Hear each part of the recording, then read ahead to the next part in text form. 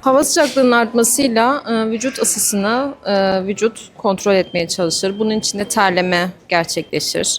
Damarlar genişler ve mineral kayıpları oluşur. Bu da kronik hastalığı olan, tansiyon, diyabet gibi hastalığı olan bireyleri olumsuz yönde etkileyebilir. En önemli hata yetersiz sıvı alımıdır. Harareti kesin diye çay kahve tüketimi yaygındır. Aslında çay kahve içince vücuttan ekstra su gider. Biz bunu istemiyoruz. Sadece su olarak 12-15 bardak su içilmesini istiyoruz. Onun dışında aşırı yağlı, tuzlu yiyeceklerin tüketilmesi, aşırı soğuk içeceklerin tüketilmesi, mineral kaybını karşılamak için birden fazla maden suyu içilmesi, tuzlu ayran tüketilmesi.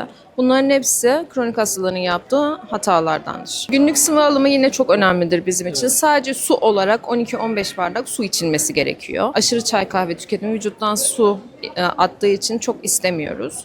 Onun dışında Akdeniz diyetini öneriyoruz. Yani mevsim sebze ve meyvelerinin tüketilmesi, haşlama, ızgara gibi pişirme yöntemlerinin kullanılması, çiğ sebzeleri mutlaka tüketilmesi, yoğurt gibi serinletici yiyeceklerin tüketilmesi bizim için önemli. Yaz aylarında meyve çeşitliliği çok fazladır. Bu özellikle diyabet hastaları için bir risk oluşturabiliyor. Hani hafif olsun diye meyveden zengin beslenmeye çalışıyorlar.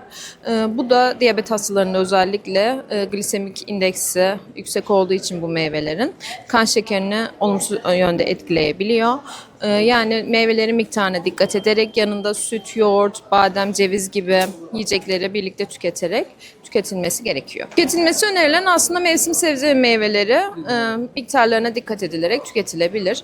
Yine su tüketimi, sıvı tüketimi çok önemlidir bizim için. Kaçınılması gereken ise bizim yöremizde kırmızı et tüketimi çok yaygındır. Bunun sınırlandırılması gerekiyor. Daha hafif protein kaynağı olan balık, tavuk, hindi gibi protein kaynaklarının tüketilmesi gerekiyor. Bir de kızartma gibi böyle hani ağır işlemler yerine haşlama, fırınlama, ızgara gibi pişirme yöntemlerinin yapılması tercih edilir. Doktorlarının verdiği ilaç tedavisine uymaya devam etsinler. Bize başvuran, diyetisyene başvuran hastalar diyetisyenin önerdiklerine dikkat etsinler. Sıvı alımı yine önemli. Su alımına dikkat etsinler.